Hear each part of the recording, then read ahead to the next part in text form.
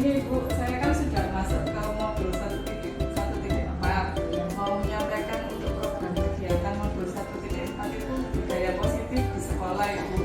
Jadi ini nanti ada beberapa kegiatan budaya positif yang akan saya terapkan di kelas. Ini saya mohon izin seperti modul-modul sebelumnya tentang kegiatan apa saja yang akan saya lakukan di modul 1.4 ini tentang budaya positif di sekolah.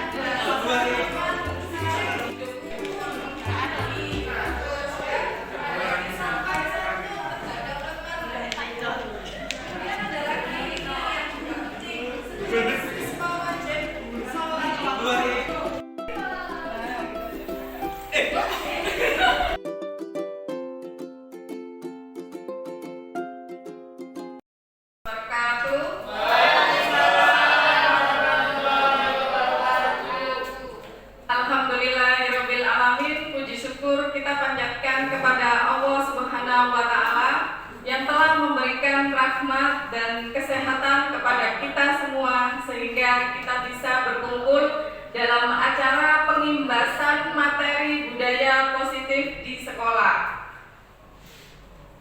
Yang terhormat kepada Ibu Kepala Sekolah SMA Muhammadiyah 7 Surabaya, Ibu Tati Asliha MPDI, yang terhormat kepada Bapak Ibu guru yang berbahagia.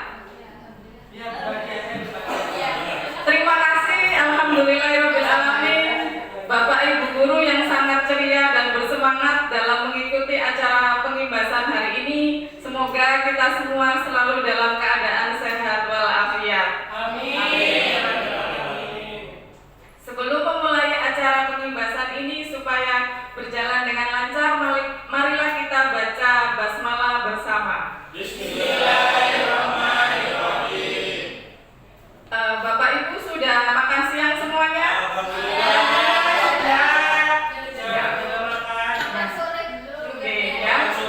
Makan sore belum? Karena sudah makan, kita akan melatih konsentrasi supaya lebih berkonsentrasi lagi menerima materi pengimbasan budaya positif di sekolah. Oke? Biar tidak mager, bagaimana melatih konsentrasi. Minta tolong untuk Bapak Ibu guru berdiri di tempat masing-masing.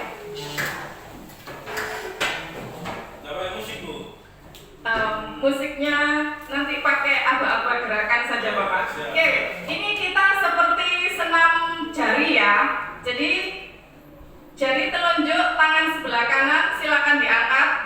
Jangan gedek-gedek ya kepalanya Bapak Ibu. Jadi ini sebelah kanan jari telunjuk. Oke, sebelah kiri minta tolong tangannya dada, posisi dada begini. Nah, oke. Nanti dalam hitungan 1, 2, kalau saya bilang pindah, maka yang jari telunjuk harus pindah jadi 5 jari tangan, lalu yang jari 5 tangan berubah jadi jari telunjuk, jadi 1. Nah, di sini akan melatih apakah Bapak Ibu guru masih berkonsentrasi, apalagi setelah makan siang. Oke, nanti akan kelihatan bagaimana konsentrasi dari masing-masing Bapak Ibu guru. Oke, saya akan menghitung 1, 2 pindah. Kalau 1, 2 pindah berarti posisinya yang jari telunjuk jadi 5. Yang jari 5 berubah jadi jari 1 atau jari telunjuk. Oke ya, pelan-pelan dulu Bapak Ibu ya. 1, 2 pindah. Oke, pelan. Masih banyak yang konsentrasi ya. Oke, akan ritmenya saya percepat lagi. 1, 2 pindah.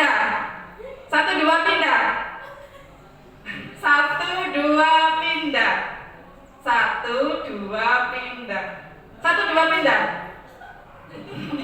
Oke, ada yang masih belum konsentrasi? Satu, dua, pindah. Satu, dua, pindah. Satu, dua, pindah. Nah, sudah konsentrasi semuanya. Terima kasih untuk Bapak Ibu Guru.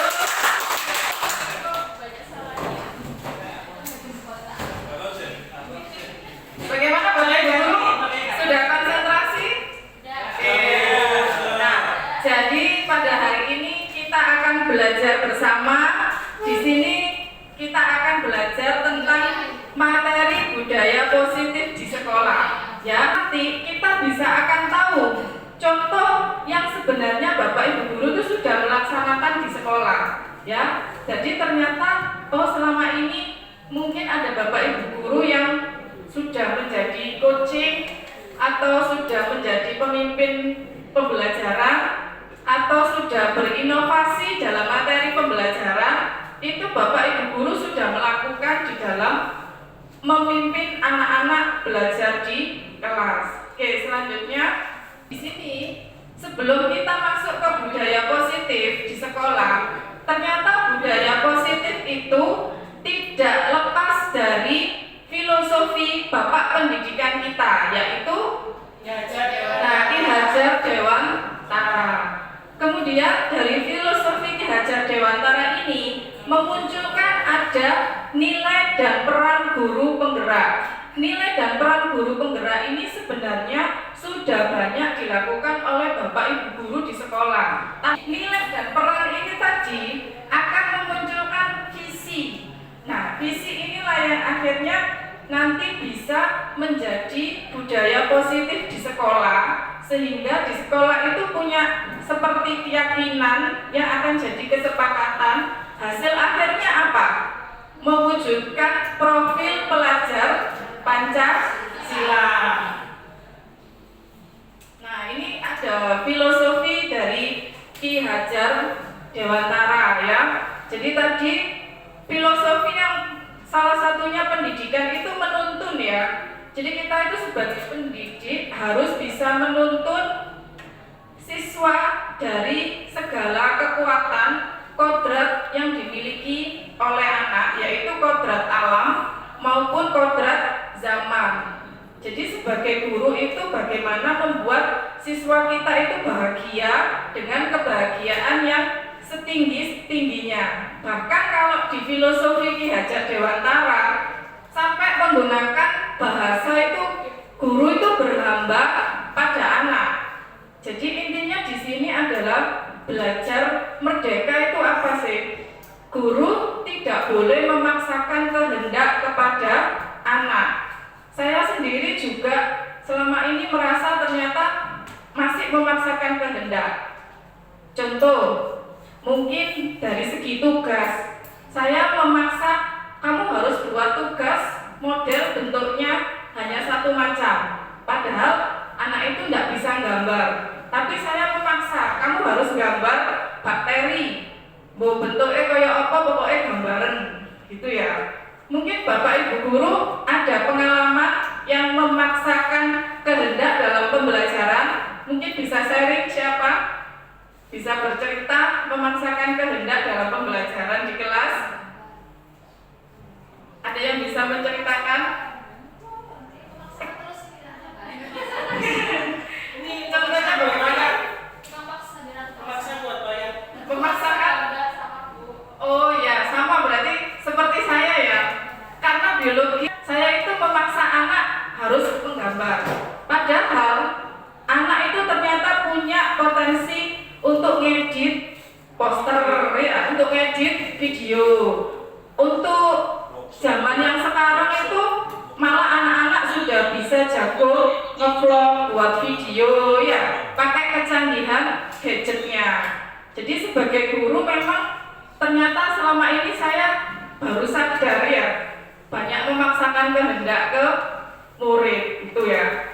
Kemudian pendidik memihak pada anak, memberikan pelayanan secara maksimal kepada peserta didik sesuai minat dan bakat supaya tercapai profil pelajar Pancasila.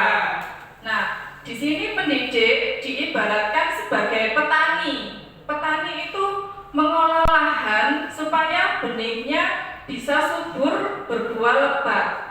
Apakah padi itu tumbuhnya sama? Bisa semua itu tumbuh subur dan lebat? Tidak, ya. Jadi apakah perlakuan yang diberikan oleh petani itu sama juga? Jika ada yang subur dan nggak subur, pasti berbeda. Sama dengan sebagai seorang guru, kita itu harus mengerti potensi bakat dan minat siswa itu berbeda-beda. Nah, selanjutnya dalam filosofi Ki Hajar Dewantara ini, peran pendidik diibaratkan sebagai petani. Pendidik itu harus tahu bagaimana proses tumbuh dan berkembangnya tanaman itu dengan baik. Sama juga dengan pendidik itu harus mengetahui bagaimana metode belajar yang baik bagi siswa, ya. Ternyata kita itu tidak bisa memaksakan. Jika anak tidak sesuai dengan bakat minatnya, akhirnya kita paksa. Kemudian kodrat yang menjadi dasar dalam filosofi KHD itu ada kodrat alam dan kodrat zaman. Nah, kodrat alam itu artinya apa? Itu adalah kultur budaya di mana siswa itu tumbuh dan berkembang, ya. Jadi kalau mungkin ada istilah anak itu seperti kertas putih, apakah Bapak Ibu setuju anak seperti kertas putih? Tidak setuju. Kenapa alasannya Pak Nafis tidak setuju? Karena sesungguhnya anak itu sudah mempunyai kemampuan sendiri, entah itu melalui pendidikan maupun tidak. Nah, kita yang ibarat kertas yang tidak putih itu tinggal nyerengi saja, Bapak Ibu. Jadi kemampuan anak misalnya olahraga, ya. Nah, itu kita cerni, Bapak Ibu. Tebali.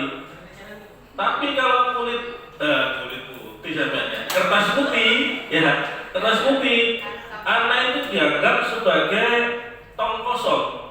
Ya, kita mau kasih air, kita mau kasih minyak, kita mau kasih bom misalnya, itu tergantung dari gurunya. Nah, itu menganggap siswa sebagai kertas putih, sehingga kemampuan siswa itu dipaksakan untuk sama dengan gurunya. Tapi kalau menganggap siswa itu sebagai kertas yang sudah ada catatannya, guru hanya tinggal menebali atau mengarahkan minat, bakat, kemampuan siswa itu untuk lebih baik. Saya kira itu. Oke, baik. Terima kasih. Beri aplaus untuk jawaban Pak Nafis, ya. Ya, jadi sama Bapak Ibu guru, awalnya saya memang berpendapat bahwa anak itu seperti kertas putih, tapi ternyata tidak. Dari keluarga, anak itu sudah punya karakter yang terbentuk sebelum mereka masuk ke sekolah. Lah, peran dari keluarga itu yang sebenarnya memberikan pola pada kertas putih anak itu tadi. Iya, betul Bu Ani. Jadi yang baru lahir itu mungkin yang disebut dengan kertas putih. Ya, betul Bu Ani, ya. Beri tepuk tangan itu Bu Ani. Ya, ternyata memang peran keluarga itu yang memberikan pola. Sebagai guru, dari pola yang samar itu tadi, kita menebalkan laku dan budi pekerti anak. Kalau bisa kan laku budi pekertinya itu yang baik, ya, sesuai dengan norma agama dan juga sesuai dengan profil pelajar Pancasila, seperti itu. Nah, selanjutnya ada kodrat zaman. Kodrat zaman ini diartikan perubahan dari waktu ke waktu. Kodrat zaman ini menuntut guru harus bisa IT atau mengikuti perkembangan zaman, ya.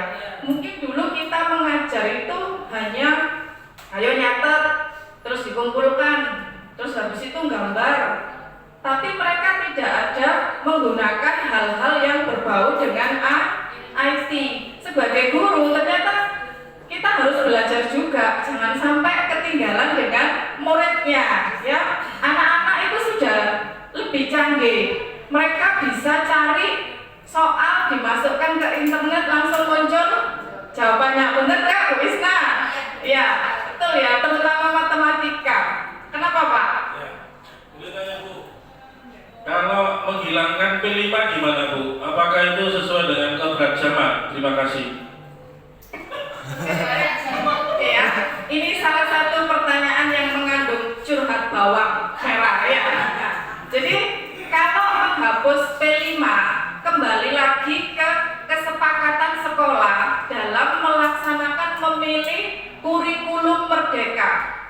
Profil pelajar Pancasila merupakan ciri-ciri dari kurikulum merdeka. Jika P5 dihapus, maka tolong kembali lagi mengingat apa kesepakatan di awal yang dipilih oleh sekolah, kurikulum yang dilaksanakan ya. Jadi kalau sudah memilih kurikulum merdeka, maka P5 itu harus dijalankan. Karena itu adalah salah satu program yang nantinya akan membentuk karakter siswa itu lengkap, mulai dari ibadah, beriman dan bertakwa, dari agama dan juga sosial, dari budi pekerti, dari inovatif, kecanggihan menguasai teknologi, kemudian bisa bersosialisasi dengan banyak orang, percaya diri ya, seperti itu. Jadi kalau ada kurikulum merdeka terus dihapus, itu sebenarnya tidak sesuai dengan apa yang menjadi kesepakatan sekolah dengan melaksanakan kurikulum merdeka. Jadi perlu dipertimbangkan lagi keputusan menghilangkan P5. Oke, terima kasih Bapak Ibu untuk pertanyaannya yang sangat bagus sekali. Oke, baik, bisa di-share di grup ya curhatannya yang mengandung bawang. Nah, di sini ada ini tadi yang saya sebutkan, nilai dan peran guru penggerak. Sebenarnya Bapak Ibu di sini sudah melaksanakan semua, mulai dari nilai guru penggerak yang mandiri. Maksudnya apa mandiri? Bapak Ibu ikut MGMP? Ikut pelatihan workshop? Nah, yang dimaksud nilai guru penggerak mandiri adalah sebagai guru kita itu aktif belajar sendiri, mencari ilmu informasi dari luar dengan usaha kita sendiri, yaitu mengikuti MGMP, mengikuti workshop. Bu Isna ini sertifikatnya banyak ini karena sering ikut pelatihan daring ya Bu Isna ya. Nah itu Bu Isna sudah mencerminkan sebagai nilai guru penggerak mandiri. Yang kedua adalah inovatif, di mana inovatif ini adalah menghasilkan hasil karya yang terbaru, lagi ngehits atau lagi ngetren. Di sini ada Bu Ani, batik. Jadi batik ekoprint ya, itu juga termasuk Bu Ani sudah melakukan inovatif. Lalu di sini ada Bapak Ibu guru mungkin Pak Hadi, lukisannya ya. Apa saja Pak yang sudah dilukis Pak? Banyak Pak, apa aja Pak? Ini bisa diceritakan ya. Mungkin lukisan yang berkesan apa? Melukisi dia ya. Nah ini inovatif, ternyata Bapak Ibu guru di SMA Muhammadiyah 7 itu berkarakter ya. Ada yang batik itu print, ada yang melukis ya, ada yang buat batik, ada yang MC nyanyi ya. Nah seperti itu yang inovatif melukis. Kak Adi bisa menceritakan? Ya karena melukis itu suatu inspirasi. Saya juga menggambar atau melukis bunga sama sketsa wajah, terutama untuk perempuan. Saya belajar.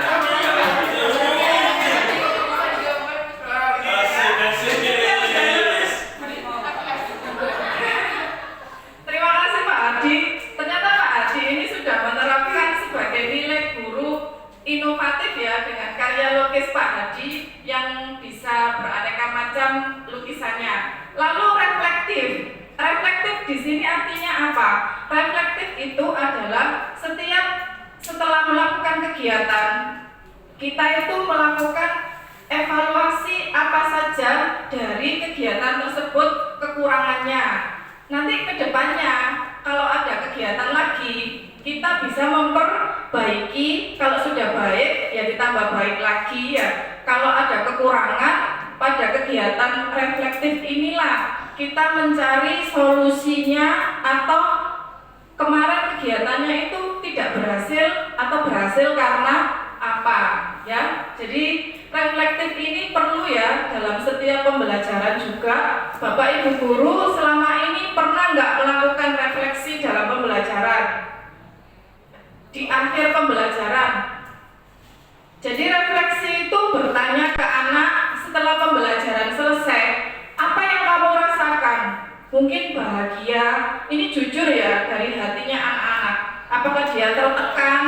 Apakah dia lapar selama pelajaran? Tidak apa-apa. Atau dia senang? Atau dia dapat banyak pengalaman? Itu masuk di reflektif. Lalu kolaboratif. Nah, kolaboratif ini yang kita lakukan sekarang. Bapak Ibu itu sudah kolaboratif ya bersama dengan teman guru sejawat.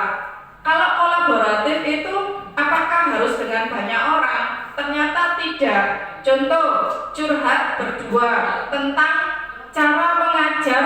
Aduh Bu, muridku itu loh angel ngantuan. Wah, itu sudah melakukan kolaboratif atau bagaimana bekerja sama dan berkomunikasi untuk menemukan metode pembelajaran yang terbaik untuk kelas kita ya. Yang kelima adalah berpihak pada murid. Jadi pembelajaran itu kembali lagi harus membuat anak itu senang.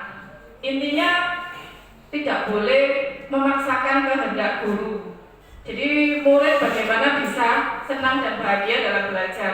Selanjutnya adalah peran guru penggerak, mewujudkan kepemimpinan murid. Ini sudah dilakukan oleh Bapak Ibu di sekolah, yaitu adanya OSIS atau kalau di sekolah Muhammadiyah itu IPM ya. LDKS, kegiatan LDKS itu juga wujud dari peran guru penggerak. Selanjutnya adalah menjadi pemimpin pembelajaran. Bapak Ibu di kelas semuanya itu sebagai pemimpin pembelajaran, mendorong kolaborasi sama ya. Lalu menjadi coach bagi guru lain. Kemudian menggerakkan komunitas praktisi. Bu, menggerakkan komunitas praktisi itu apa? Contohnya pada saat Bapak Ibu bersama-sama melaksanakan P5. Nah, Bapak Ibu guru beberapa mapel ya yang bergabung menjadi satu untuk melaksanakan P5 itu sudah menggerakkan komunitas praktisi yang baik di sekolah. Nah, selanjutnya akan terwujud visi guru penggerak, yaitu pada visi guru penggerak ini langkah-langkah yang sesuai tujuan dan disepakati bersama ya. Lah visi guru penggerak ini keberhasilannya perlu adanya kerjasama antar warga sekolah, mulai kepala sekolah, pendidik, peserta didik, serta wali murid. Lah menggunakan metode inquiry apresiatif dengan tahapan Bagja. Bagja itu singkatannya apa saja? Ada buat pertanyaan, ambil pelajaran, gali mimpi, jabarkan rencana, dan atur eksekusi. Jadi ini seperti kerangka konsep, peta konsep apabila ingin mewujudkan visi guru di sekolah dalam pembelajaran. Nah, selanjutnya yang dicapai untuk mewujudkan budaya positif di sekolah, salah satunya adalah nilai kebajikan universal. Nilai kebajikan universal itu merupakan profil pelajar Pancasila. Ada beriman, bertakwa kepada Tuhan, lalu ada berkebinekaan global, gotong royong, bernalar kritis, mandiri, dan kreatif. Inilah yang ingin dicapai pada program P5 yang ada di sekolah setiap sekolah. Nah, ini adalah budaya positif. Budaya positif merupakan pembiasaan yang diterapkan di sekolah sehingga akan terwujud disiplin positif di sekolah. Budaya positif ini untuk menciptakan profil pelajar Pancasila. Nah, di budaya positif ini salah satu langkah untuk menciptakan karakter murid ya, di mana pada budaya positif akan terbentuk kesepakatan kelas antar murid dan guru. Ya, kesepakatan kelas itu bisa dibentuk dengan adanya keyakinan-keyakinan dari masing-masing siswa dengan kata-kata yang positif. Mereka yakin semua anak bisa datang tepat waktu. Mereka yakin setiap anak tidak terlambat mengumpulkan tugas. Siswa yakin setiap anak saling menghormati. Kesepakatan kelas ini bisa ditulis ya, lalu ditempel di kelas seperti dibuat mading. Jadi itu merupakan hasil pemikiran semua anak yang ada di kelas tersebut. Bisa berbeda antara kelas 1 dengan kelas yang lain. Nah, selanjutnya di sini adalah dalam filosofi KHD, sistem Among itu diharapkan guru memiliki nilai-nilai positif untuk membentuk karakter profil pelajar Pancasila dengan memberikan contoh yaitu sebagai ingarso seutulodo. Jadi menjadi seorang pemimpin itu harus memberikan tauladan.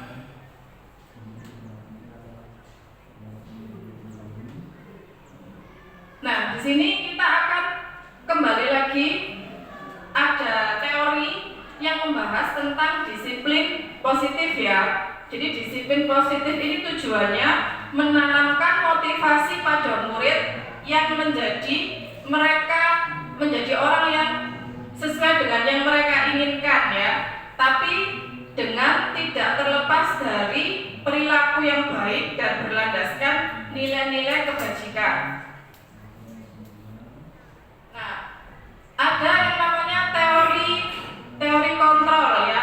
Teori kontrol ini semua perilaku itu memiliki tujuan ya. Semua perilaku memiliki tujuan. Lalu ada juga teori motivasi. Motivasi perilaku pada manusia itu ada 3. Mereka termotivasi siswa menghindari hukuman atau mendapatkan imbalan, lalu menjadi orang yang mereka inginkan. Nah, ini mungkin selama ini hukuman dan penghargaan kita menganggapnya adalah beda ya.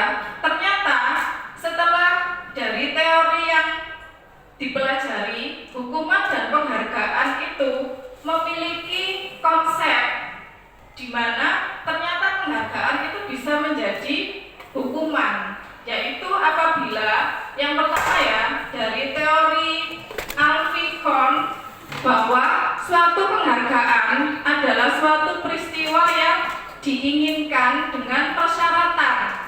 Jadi jika Anda melakukan hal ini, maka Anda akan mendapatkan penghargaan yang diinginkan. Lalu yang kedua, jika seorang guru sering memberikan penghargaan kepada muridnya, besar kemungkinan muridnya itu termotivasi hanya untuk menyenangkan gurunya. Jadi mereka nggak jujur ya, karena ternyata hukuman dan penghargaan setelah kita mempelajari ada teori kontrol, teori motivasi, itu ternyata hampir sama antara hukuman dan penghargaan. Jadi hati-hati, penghargaan itu juga bisa membuat anak lain jadi iri karena guru memuji keberhasilan temannya yang lain, sehingga anak yang merasa mungkin dia tidak punya prestasi tersebut dipuji di depannya, malah akan menjatuhkan perasaan anak yang mungkin tidak punya prestasi ya. Jadi Bapak Ibu guru mungkin lebih berhati-hati lagi jika ada siswa yang satunya itu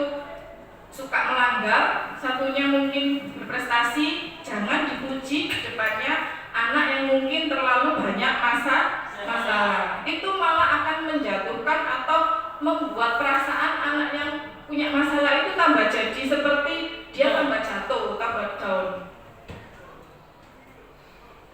Nah, di sini ada posisi kontrol guru, penghukum, pembuat merasa bersalah, teman, pemantau, dan manajer. Ada video yang bisa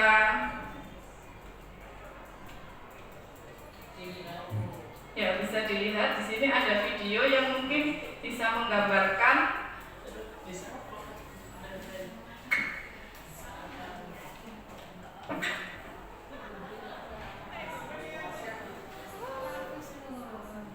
yang dikembangkan adalah 5 posisi kontrol.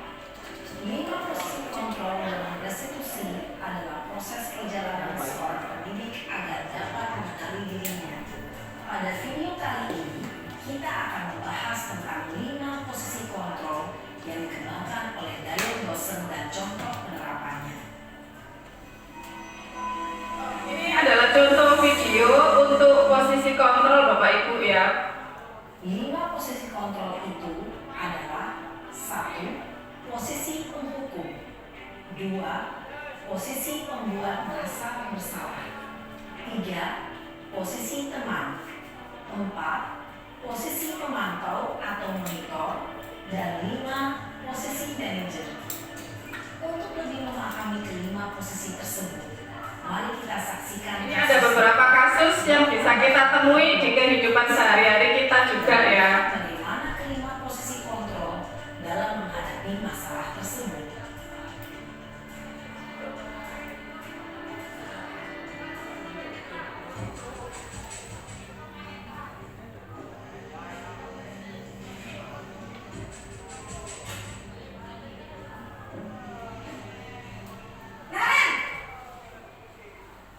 Sini kamu. Selamat pagi, Bu. Selalu terlambat. Kamu deh, pasti terlambat. Maaf, Bu. Saya Apa? Apa coba? Alasan kamu apa lagi? Kapan sih kamu tidak terlambat? Malah sekalian kamu jadi anak. saya Dasar pemalas. Gak kapok-kapok sih kamu. Sudah berapa kali terlambat? Sana, kamu keliling lapangan basket 2 kali. kenapa saya harus keliling lapangan basket, Bu? Kenapa? Kamu melawan ibu? Berani-beraninya jawab. Sudah terlambat, masih berani jawab enggak? Sekarang, keliling lapangan basket 5 kali sekalian. Biar kapok. Cepat. Pergi sana ke lapangan basket. Posisi penghukum biasanya berbicara dengan nada tinggi, menghardik, menunjuk-nunjuk, menyakiti, dan menyindir. Hukuman bisa berupa fisik maupun psikis. Ibu dan bapak guru hebat. Dampak yang terjadi pada murid ketika guru berada pada posisi penghukum adalah murid cenderung akan memberontak, bahkan menyimpan dendam.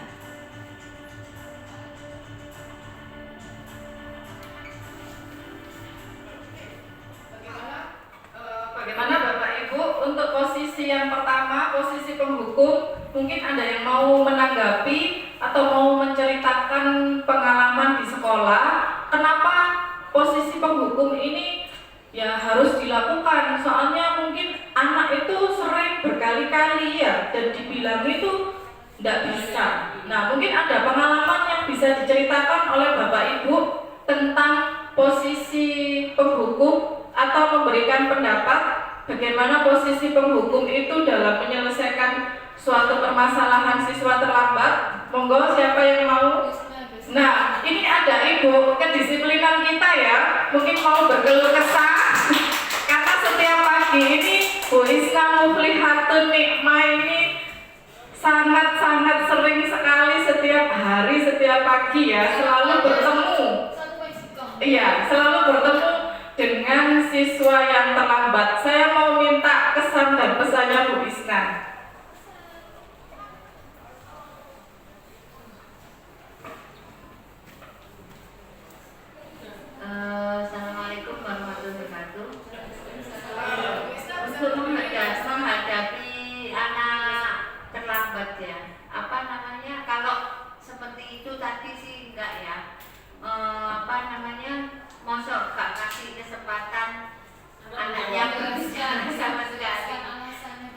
mungkin kalau saya biasanya anak-anak itu ya mabok kok telat terus gitu loh. Kenapa?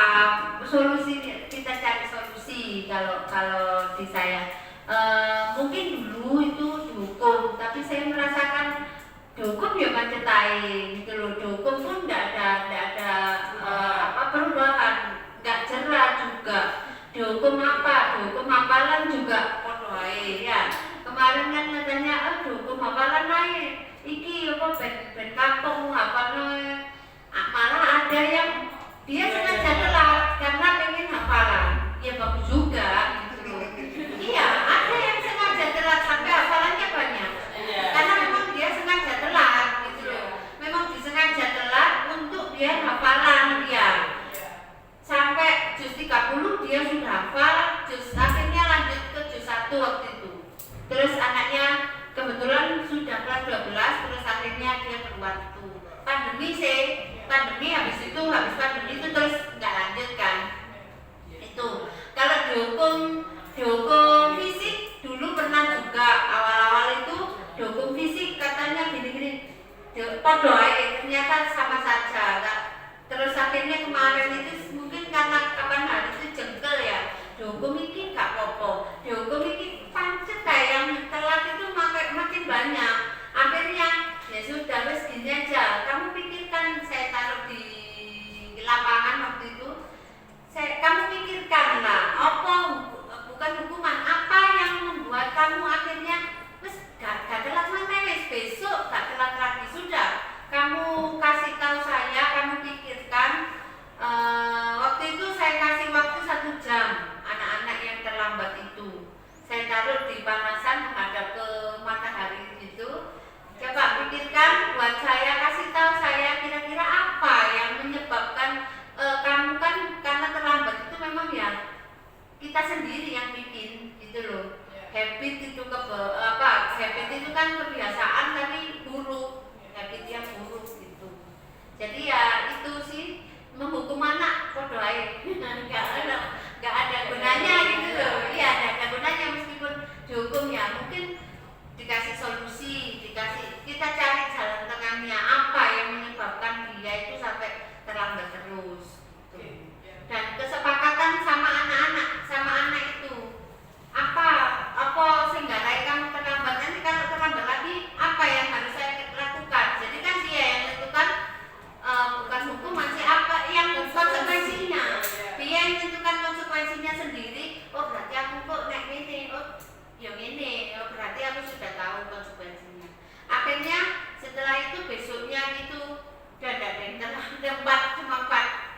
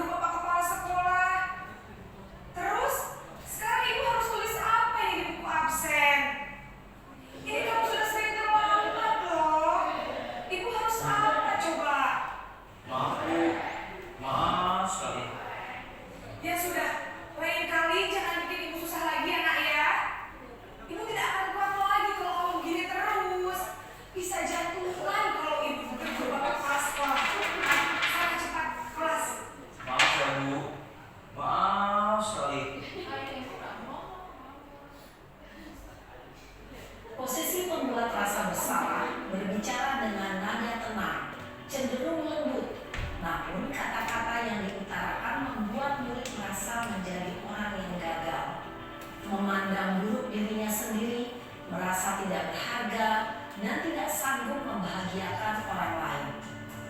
Ketika guru mengambil posisi pembuat rasa bersalah, murid akan menganggap dirinya yang bersalah dan ia akan menyimpan emosi negatif tersebut di dalam dirinya.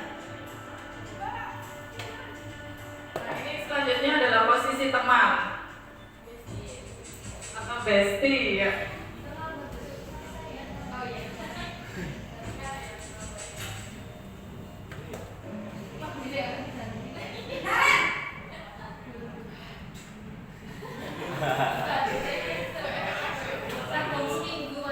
Wah, sudah jam berapa ini nak?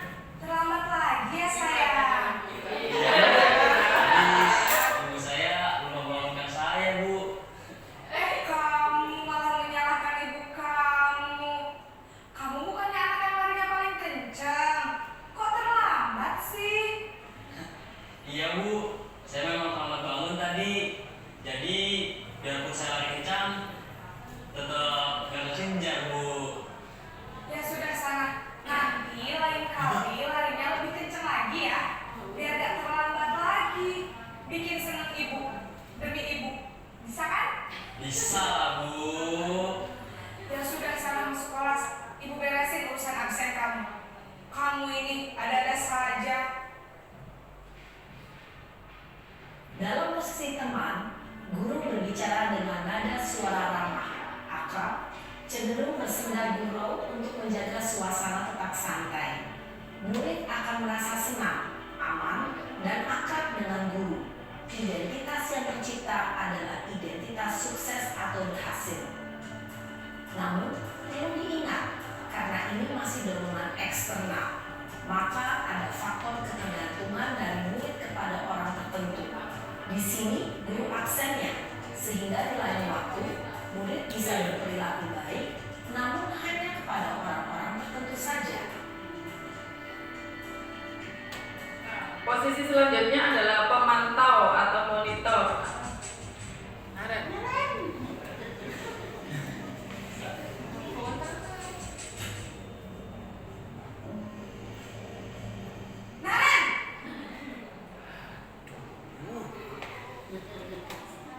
Selamat pagi, Bu. Naren, apa peraturan sekolah kita tentang jam berapa kita harus masuk sekolah, nak? Kita harus di sekolah jam 7, Bu. Iya betul, sekarang sudah jam 7.20. Naren sudah tahu konsekuensinya jika terlambat hadir. Paham, Bu. Saya harus Saya lanjutkan saja ya. Untuk posisi yang terakhir tadi adalah posisi pemantau atau monitor. Lalu yang terakhir lagi posisinya sebagai manajer ya. Kalau posisinya sebagai manajer itu lebih ke memberikan pertanyaan-pertanyaan yang positif yang mengajak siswa itu untuk mencari solusi dari kesalahan yang dia lakukan. Pertanyaan-pertanyaan yang disusun itu adalah pertanyaan-pertanyaan yang membuat anak itu bisa berpikir logis apa yang dia lakukan itu merupakan suatu hal yang tidak akan diulangi lagi dan ada perbaikan ke depannya. Itu kalau posisinya sebagai manajer. Selanjutnya, di sini tadi dari pengalaman Bu Isna selaku kedisiplinan di sekolah, sebenarnya Bu Isna mungkin pernah melakukan ketiga hal ini ya Bu Isna dalam melakukan pendisiplinan di sekolah. Pernah melakukan hukuman, ya, pernah melakukan konsekuensi, dan juga sebenarnya Bu Isna tadi dari pengalamannya itu sudah melakukan restitusi ya. Tadi Bu Isna pernah bercerita dikasih hukuman gak mempan ya. Nah, disuruh misal hafalan gak mempan, malah ada yang nantang hafalan aja tiap hari meskipun terlambat. Ada fisik juga disuruh apa Bu Isna? Lari pernah. Naik turun tangga. Berubah nggak Bu? Ternyata tidak berubah.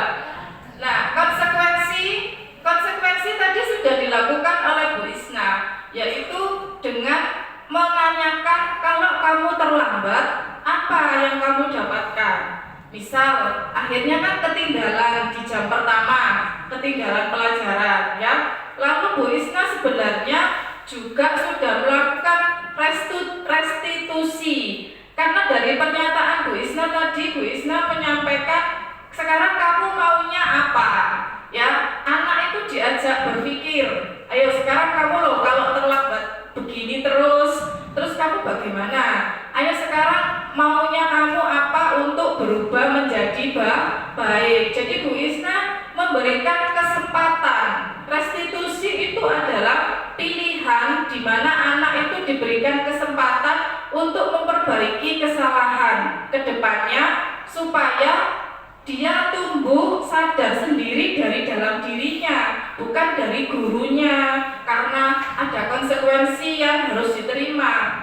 Jadi menurut Bapak Ibu, yang paling sesuai dilaksanakan atau misalnya ternyata baru tahu ya dari ketiga ini itu yang menurut Bapak Ibu sesuai yang dilaksanakan di sekolah itu yang mana?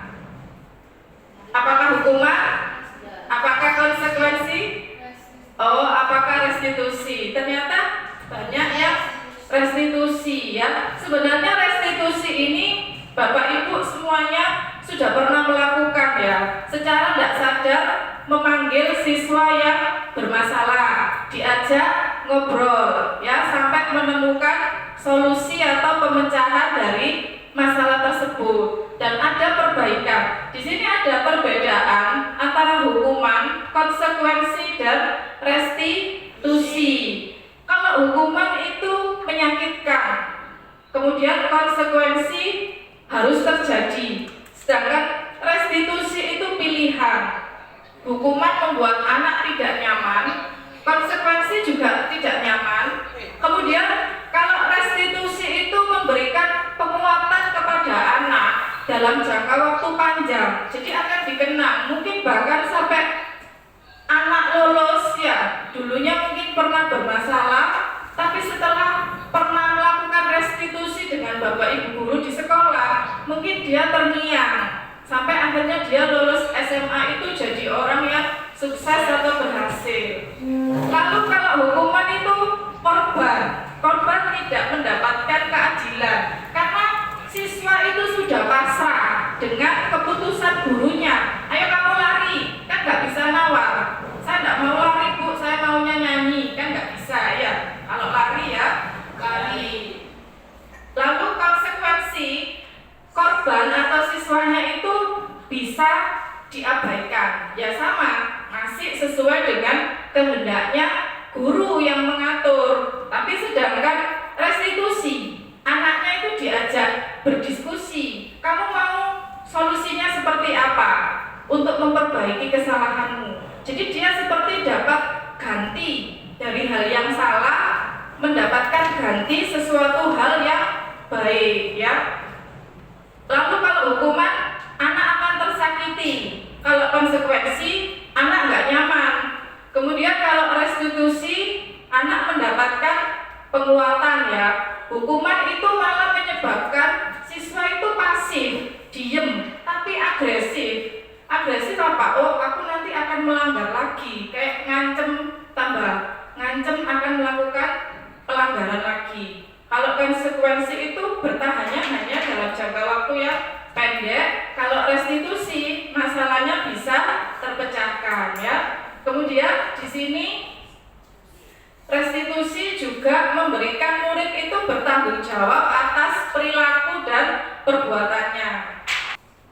Oke, selanjutnya di sini ada 3 tahapan dalam segitiga restitusi, yaitu yang pertama adalah menstabilkan identitas. Jadi anak itu ditanya apa yang kamu lakukan itu alasannya apa. Jadi di sini distabilkan identitas. Anak itu harus mengenal dulu alasan kenapa dia melakukan pelanggaran, biar dia tahu salahnya apa.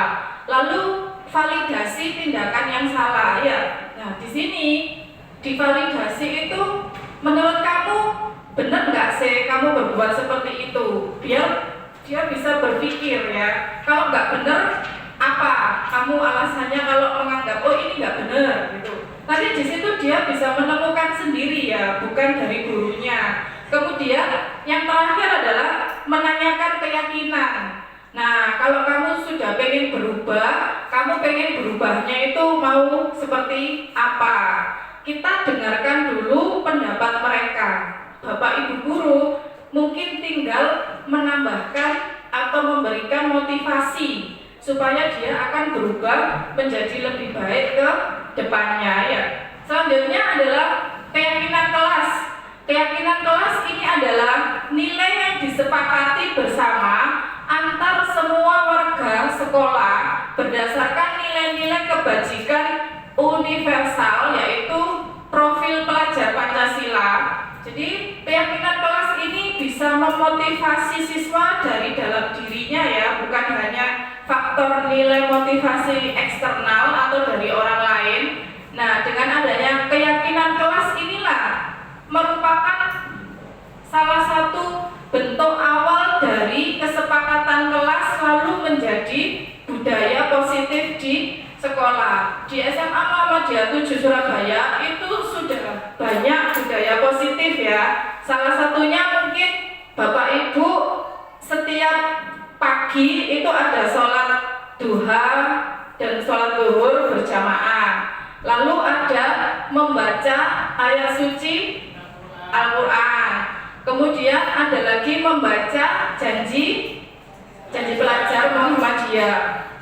Itu merupakan salah satu bentuk kesepakatan yang menjadi budaya positif di sekolah ya. Kemudian pagi hari Bapak Ibu guru menyambut anak-anak datang pagi di pintu pagar. Nah, itu salah satunya juga budaya positif yang membangun disiplin positif di sekolah.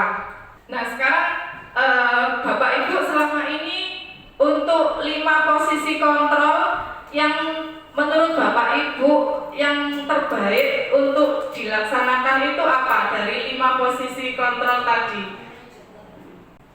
Sebagai manajer, alasannya apa? Ada Bu Isna bisa menjelaskan? Apa terus dicari solusinya seperti apa, seperti itu gitu. Karena tadi posisi 1 enggak lah, 2 juga enggak, nomor 3 tadi Ternyata teman juga ternyata kan itu cuma akhirnya kan ya kayaknya lebih ke posisi yang kelima, manajer itu mungkin ya. Bapak Ibu guru yang lain? Sofi apa? Mungkin bisa dikolaborasikan ya Bu, Ya, kolaborasi antara posisi manajer sama posisi teman. Ya, kolaborasinya bagaimana?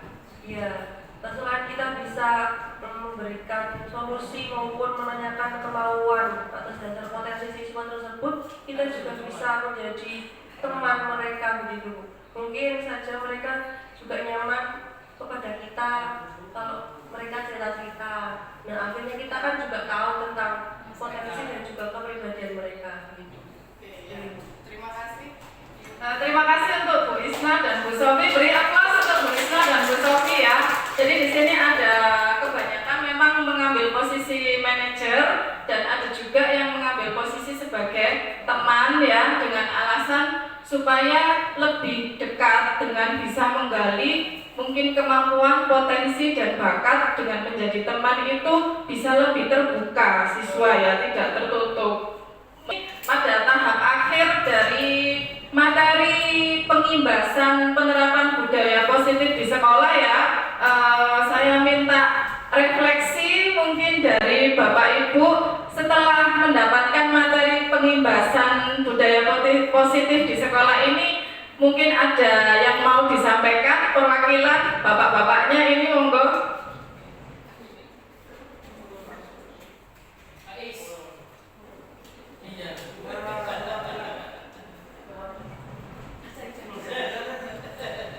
Refleksi setelah mendapatkan materi penerapan budaya positif di sekolah. Jadi yang dirasakan itu apa setelah mengikuti acara ini, pengimbasan acara ini? Ya, mungkin kalau dari saya sendiri itu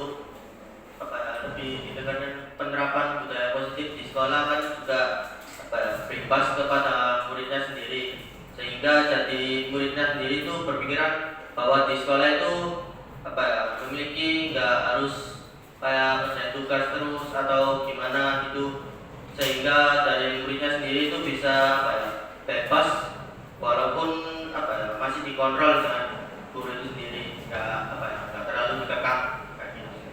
Jadi bebas yang bertanggung jawab. Ya, gitu. Beri aplaus untuk Bapak Khairul. Terima kasih. Oke, akhirnya kita di penghujung acara pengibasan untuk materi modul penerapan budaya positif di sekolah ya. Terima kasih untuk semangat dari Bapak Ibu guru semuanya. Semoga kita semua selalu diberikan kesehatan dan bisa menerapkan budaya positif yang nantinya akan membentuk disiplin positif di sekolah kita.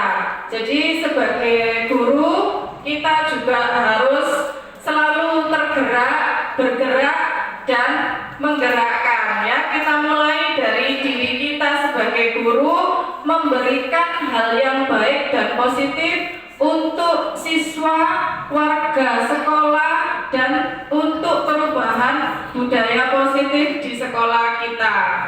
Terima kasih atas perhatian dan mohon maaf apabila ada salah kata dan sikap selama materi pengibasan budaya positif yang sudah saya sampaikan. Kurang lebihnya mohon maaf. Kita tutup acara untuk hari ini dengan bacaan hamdalah bersama. Alhamdulillahirabbil alamin. Terima kasih untuk Bapak Ibu guru. Semoga sehat selalu semuanya. Untuk yang terakhir, amin. Untuk yang terakhir, mari kita yel-yel Semang Seven. Masih ingat enggak? Semang Seven, maju bersama, hebat semua. Oke, kita ulangi gerakannya ya. Jadi Semang Seven, maju bersama, hebat semua. Satu kali lagi biar menutup acara ini dengan lebih semangat. Semang Seven, maju bersama, hebat semua. Beri tepuk tangan sama Ibu guru hebat. Sekian dan terima kasih. Assalamualaikum warahmatullahi wabarakatuh.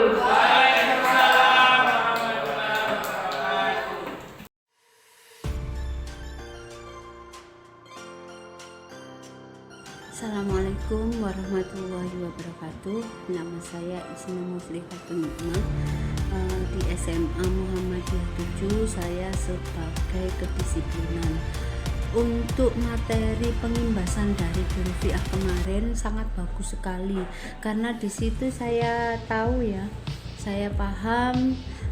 Jadi selama ini yang saya lakukan itu terhadap anak-anak salah, terutama sih karena saya sebagian kedisiplinan ya, untuk untuk menegur, mungkin membimbing anak-anak yang selalu telat itu yang saya lakukan salah. Saya masih masih kebetulan materinya kemarin ada 5 model untuk menegur anak yang terlambat itu, dan yang saya lakukan bukan sebagai manajer ngasih solusi, tapi mencari solusi sama anak-anak, tapi lebih ke memarahi mereka, lebih ke membuat mereka bersalah, mungkin seperti itu. Jadi materi pengimbasan kemarin bagus sekali dan mengena sekali, sampai saya minta guru VIA untuk kirim videonya ulang ke saya, biar bisa saya lihat terus, saya ulang-ulang. Oh, ternyata ini yang harus saya lakukan untuk